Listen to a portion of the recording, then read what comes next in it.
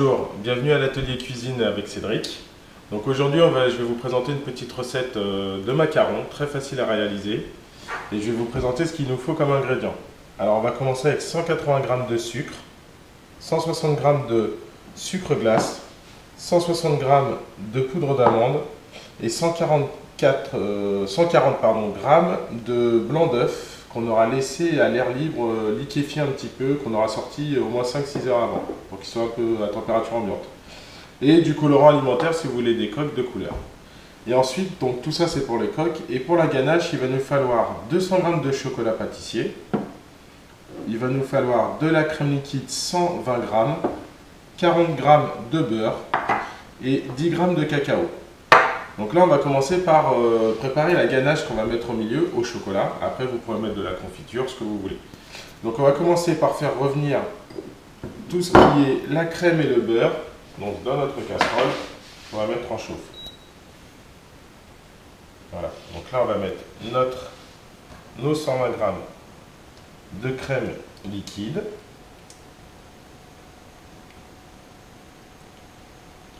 Voilà. Et nos 40 g de beurre. Et on va faire fondre tout ça.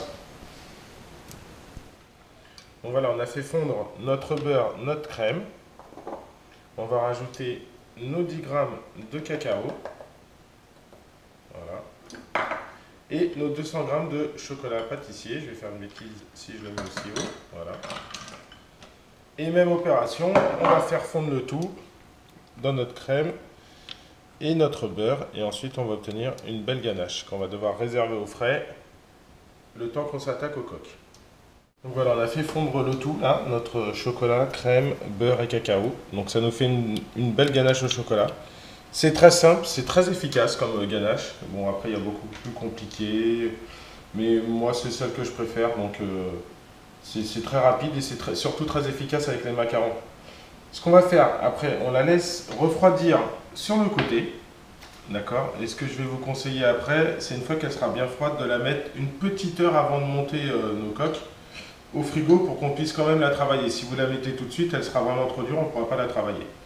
Donc là, on la laisse bien refroidir et une petite heure avant de former nos macarons, on pourra la mettre au frigo pour avoir une bonne texture. Donc voilà, on va passer aux coques. Donc pour les coques, il va nous falloir 140 g. Alors les quantités sont très importantes. Il faut vraiment respecter ce qu'on appelle le temps pour temps. 160 g de poudre d'amande et 160 g de sucre glace. Et là, il va nous falloir 140 g de blanc d'œuf qu'on va mettre de côté. On montera une meringue ensuite.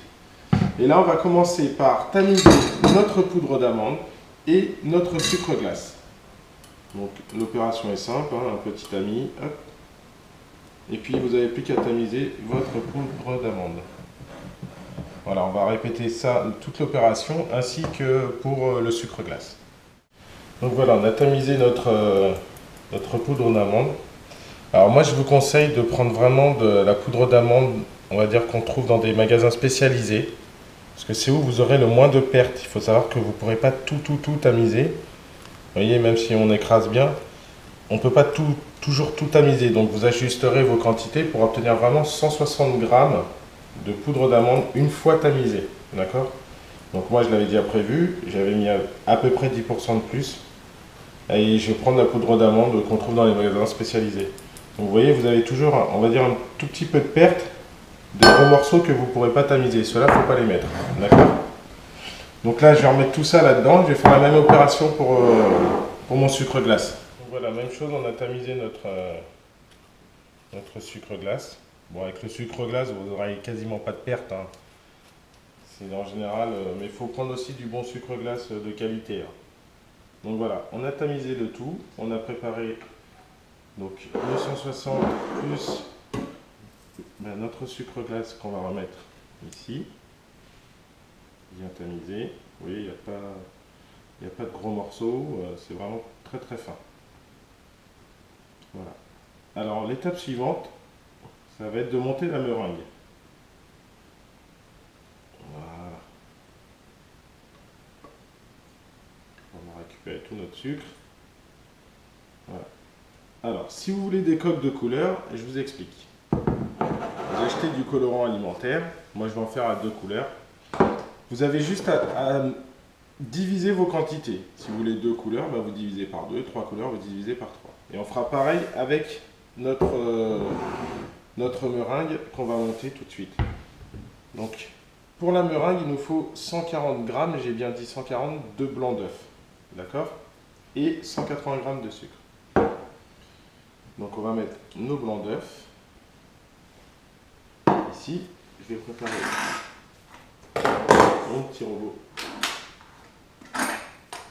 pour monter mes blancs. Voilà. Hop. Alors, pour le monter, il faut surtout rester bien droit pour mettre le moins d'air possible dans les blancs. Vous voyez, si on incline comme ça, on aura beaucoup d'air. On reste le plus droit possible. Voilà. Et on va monter nos blancs. Regardez, dès que ça commence à faire cette petite mousse là, au début, on va commencer à mettre la moitié de notre sucre. Donc soit à peu près 90 grammes. Je suis désolé, je le fais à l'œil. J'ai tellement l'habitude. Donc à peu près, vous mettez la moitié de votre sucre. Et là, on va mélanger jusqu'à ce que ça monte et qu'on obtienne des blancs, on va dire, je vais vous montrer avec un petit bec d'oiseau. Voilà. Là, on a monté le blanc. Vous voyez, hop, quand on le regarde, là, ça fait un petit bec d'oiseau. Et une fois qu'on a atteint cette étape, on va rajouter la deuxième moitié de notre sucre. Bon, et là, on va mélanger jusqu'à ce qu'il n'y ait plus un seul grain de sucre à l'intérieur. Que tout soit bien mélangé. Quand vous goûterez votre meringue, il ne faudra pas qu'il y ait le morceau de sucre qui craque sous les dents. D'accord? Donc là, deuxième étape, on met la deuxième partie et on mélange. Donc voilà, là, on a bien mélangé. Et là, on obtient vraiment une meringue qui est vraiment magnifique et épaisse, qui va bien tenir dans le temps. Donc voilà, donc là j'ai goûté, il n'y a plus un seul grain de sucre. Et je vais séparer mes quantités, donc 50, 50, 50, parce que je vais faire des coques de 2 couleurs, avec 2 colorants. Donc je vais séparer toutes mes quantités, je vous montre l'étape suivante. Donc voilà, j'ai séparé, on peut voir toutes mes quantités en deux. Donc les blancs, j'avais à peu près 300 grammes, donc j'ai fait 150, 150, 80, 80, pour mes 160, et pareil. Donc je prends mes blancs, dedans je vais y mettre mon petit colorant alimentaire. Alors surtout faites attention, moi j'aime pas le liquide, c'est chacun comment dire, son opinion, hein. Moi je préfère en poudre. Il faut en mettre vraiment mais très très peu, hein. Juste la pointe d'un couteau, ça suffit largement. Et ensuite, on va venir prendre nos deux quantités de poudre d'amande et sucre glace et on les mélange bien. Voilà. Et ensuite, on va mélanger le tout. Donc, technique pour bien mélanger, vous passez en dessous et vous revenez sur le dessus. Voilà. Et on va répéter, voilà, jusqu'à ce que tout soit bien mélangé avec les blancs. En faisant ça, ça évite de casser nos blancs. Et comme ça, on mélange vraiment très très bien notre poudre d'amande, notre sucre glace et nos œufs. Donc voilà, on a bien mélangé. Quand votre préparation est bien mélangée, vous n'hésitez pas, voilà, vous tournez et vous écrasez. Voilà, comme ça. Une fois que tout est bien mélangé. D'accord, vous pouvez même faire sur les parois comme ça. Pour bien mélanger l'ensemble de la préparation. Donc là, on obtient une belle pâte. Voilà. Étape suivante, hein, bien sûr, il va falloir former nos macarons. Donc plusieurs solutions. Enfin, vous avez, moi j'ai acheté une poche à douille. Hein. Vous prenez un embout de taille moyenne, ça suffit, hein. Pas trop gros, sinon ça va couler trop vite. Et vous avez ce style de plaque qui existe, qui est très très bien, pour obtenir vraiment les mêmes coques, de la même taille. Après, vous pouvez aussi, moi j'en fais sur une feuille de papier sulfu classique, hein. Enfin la silicone, mais une feuille de papier sulfu classique. Donc voilà, je vais commencer par ça. Donc on met de la préparation, sans en mettre partout, dans notre poche. J'en mets un tout petit peu pour vous montrer, hein, le début.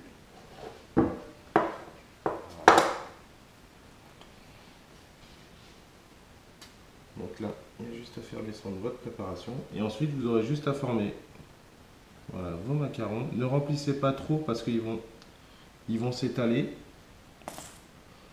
Bon voilà, j'en ai pas mis assez. Bon voilà, vous répétez l'opération.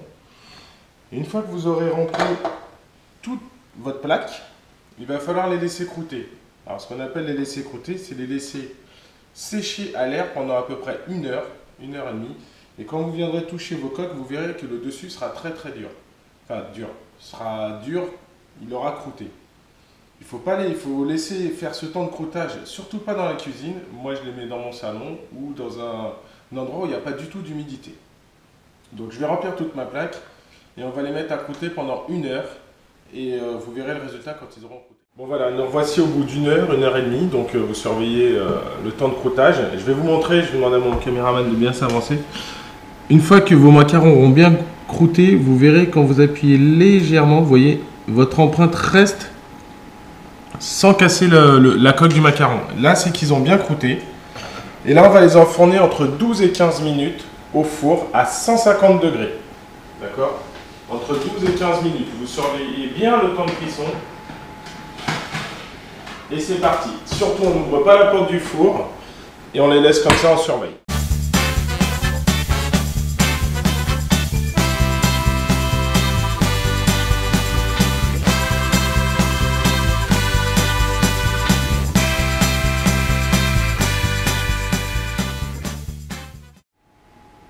Voilà, 12 minutes, moi je les ai surveillés, hop.